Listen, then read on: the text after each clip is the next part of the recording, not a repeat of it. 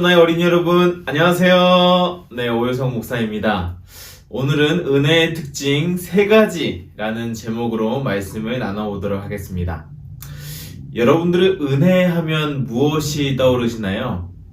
제 주변 친구들의 이름에도 은혜라는 이름들이 참 많습니다. 혹시 이 방송을 보고 있는 친구들 중에 내 이름은 은혜다, 은혜라는 이름을 가진 친구들이 있나요? 손 한번 들어볼까요? 네, 역시 정말 많은 친구들이 있네요. 정말 좋은 이름을 가진 친구들입니다. 은혜의 뜻은 무엇일까요? 사전에는 이렇게 나와 있습니다. 고맙게 베풀어주는 신세나 혜택. 간단히 말하면 이 은혜라고 하는 것은 베풀어지는 것과 관련이 있다는 것을 알 수 있어요.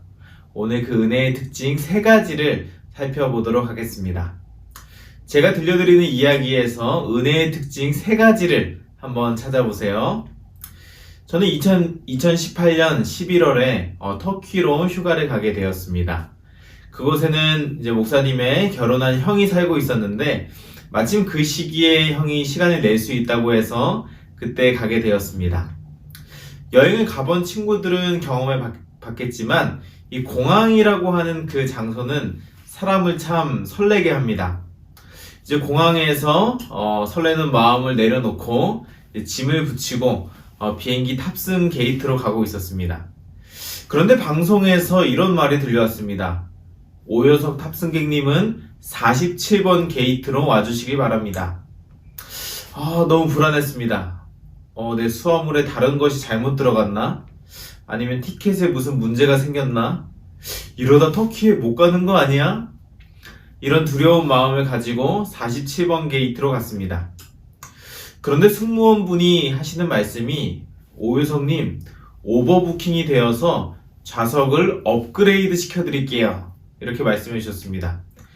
그리고서는 제 눈앞에 있는 제가 원래 제 티켓을 찢으시더니 비즈니스석 티켓을 저에게 딱 주셨습니다. 원래 제 표가 찢겨질 때의 그 쾌감이란 문득 예전에 한 기억이 났습니다. 어렸을 때 부모님과 비행기를 탄 적이 있었는데 항상 비행기를 탈 때는 비즈니스석을 통과해야만 이코노미석으로 갈 수 있었습니다. 저는 비즈니스석을 보고 와 엄마 비행기 좌석 정말 넓은데요? 괜찮은데요? 이랬더니 엄마가 거기는 우리 자리가 아니야 라고 말씀하시면서 이코노미석으로 저를 안내했을 때 그 허탈함이란 아직도 기억이 생생합니다.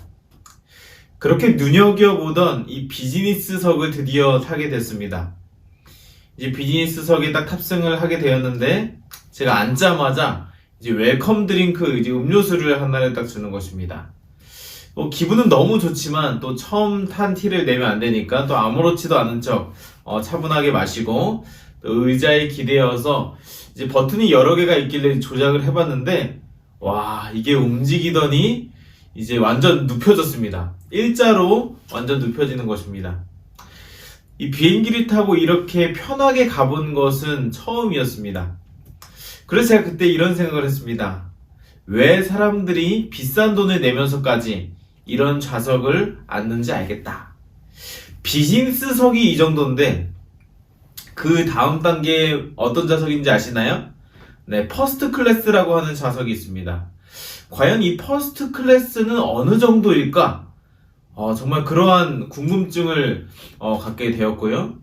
그만한 가치가 있었고 그 이상을 기대하게 만들었습니다. 그리고 저는 터키에 가서 여러 군데를 여행하게 되었는데 이 카파도키아라고 하는 곳에 열기구를 타러 갔습니다. 예전에 만화에서 이제 열기구를 타는 모습들을 많이 봤었는데 실제로 타보는 것은 처음이었습니다. 그런데 이게 기본 700m에서 1000m까지 올라가는 것이어서 바람이 조금만 강하게 불어도 운행하지 않습니다. 그래서 짧게는 2박 3일 심지어 일주일이 카파도키아에 있었지만 날씨 때문에 못 타고 오는 사람도 많다고 합니다. 그리고 제가 갔던 바로 그 전주에는 바람이 너무 많이 불어서 운행을 안 했다고 하니 더 긴장도 됐습니다. 이것을 타기 위해서 제가 새벽 5시에 일어나서 갔는데 운행을 안 하면 어떡하나 정말 걱정하고 갔었습니다. 정말 믿음으로 간 것이죠. 그런데 그날 날씨가 너무 좋았습니다. 그래서 탑승은 물론 정말 아름다운 경치도 함께 보게 되었습니다. 이야기를 들어보니 제가 왔다 간 그 다음 주에는 바로 또 바람이 강하게 불어서 또 그 주는 열기구를 운행 안 했다고 합니다. 제가 가기 전주와 제가 간 다음 주는 운행을 안 한 것이죠. 아무 믿음이 없는 사람은 이것을 운이나 우연으로 생각할 수 있을 것입니다. 정말 운이 좋았어. 역시 난 행운아야. 하지만 저는 이것을 은혜라고 생각합니다. 제가 지금 말씀드렸던 이 이야기에서 은혜의 특징 3가지가 벌써 나왔는데요. 혹시 이 3가지를 파악하셨나요? 첫 번째는 무엇일까요? 네, 첫 번째는 은혜라고 하는 것은 받을 가치가 없는 사람이 받는 것이 은혜라는 것입니다. 저는 비즈니스의 가격만큼 돈을 지불하지 않았습니다. 그렇지만 좌석이 업그레이드 되어 그 값을 지불한 사람들과 같은 혜택을 누리게 되었습니다. 은혜도 마찬가지죠. 나는 그 모든 것을 받을 가치가 없지만 그런 것을 받을 가치가 전혀 없는 존재이지만 하나님께서는 나를 그 이상의 가치로 생각해 주시는 것, 그것이 바로 은혜입니다. 두 번째는 무엇일까요? 네, 두 번째는 은혜라고 하는 것은 그 이상을 기대하게 하는 것이다 라고 하는 것이죠. 비즈니스석의 은혜를 받은 사람이 퍼스트 클래스의 은혜를 꿈꾸는 것처럼 한 번 이 은혜를 받은 사람은 거기서 그치려 하지 않습니다. 하나님께 더 큰 은혜를 구하고 바라게 되는 것이죠. 이렇듯 은혜는 다시 구하고 찾게 되는 매력을 가졌습니다. 세 번째는 무엇일까요? 은혜라고 하는 것은 누구에게나 찾아올 수 있습니다. 하지만 모두가 느낄 수는 없다라고 하는 특징을 갖고 있습니다.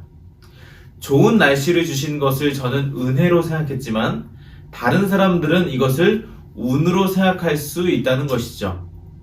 내가 하나님께 구했을 때만이 그것이 우연이 아닌 응답으로 생각되어지고 그리고 그 응답이 나에게는 은혜가 되는 것입니다. 우리 꿈꾸는 아이 어린이 여러분은 은혜를 받고 계신가요? 하나님께서는 우리에게 이 은혜를 주고자 하십니다. 그리고 우리는 그 은혜를 이미 받았습니다. 로마서 5장 8절에는 이러한 말씀이 있습니다. 같이 읽어보겠습니다. 시작. 우리가 아직 죄인 되었을 때에 그리스도께서 우리를 위하여 죽으심으로 하나님께서 우리에게 대한 자기의 사랑을 확증하셨느니라. 아멘. 예수님께서는 우리가 어떤 착한 일을 했을 때, 우리가 말을 잘 들었을 때 우리를 위해 죽으시지 않으셨습니다. 우리가 아직 죄인 되었을 때에, 어떻게 내세울 것도 하나도 없을 그때에 예수님께서는 저와 여러분들을 위해서 돌아가셨습니다. 이것이 바로 은혜라고 하는 것이죠. 우리가 그 예수님을 사랑하고 또 우리에게 주신 그 계명을 기쁨으로 지킬 때 하나님께서 우리에게 하신 약속의 말씀 한 가지가 있는데요. 그 말씀은 출애굽기 20장 6절에 기록되어 있습니다. 이것도 같이 한번 읽어보도록 하겠습니다. 시작. 나를 사랑하고 내 계명을 지키는 자에게는 천대까지 은혜를 베푸느니라. 아멘. 저는 이 방송을 보고 있는 모든 어린이들이 하나님을 사랑하고 그 계명을 지킴으로 하나님의 은혜를 천대까지 받게 되기를 간절히 바랍니다. 그래서 저는 시편 116편 12절의 고백이 우리 모두의 고백이 되었으면 좋겠습니다. 같이 읽어보겠습니다. 여호와께서 내게 주신 모든 은혜를 무엇으로 보답할꼬?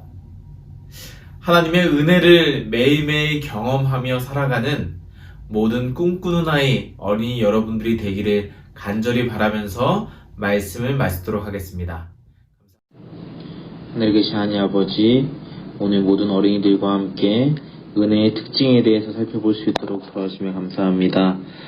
주님께서 또 예수 그리스도를 보내주셔서 저희가 아무런 가치 없는 존재이지만 저희를 위해서 죽으시고 또 새 생명을 허락하여 주심에 정말 감사드립니다.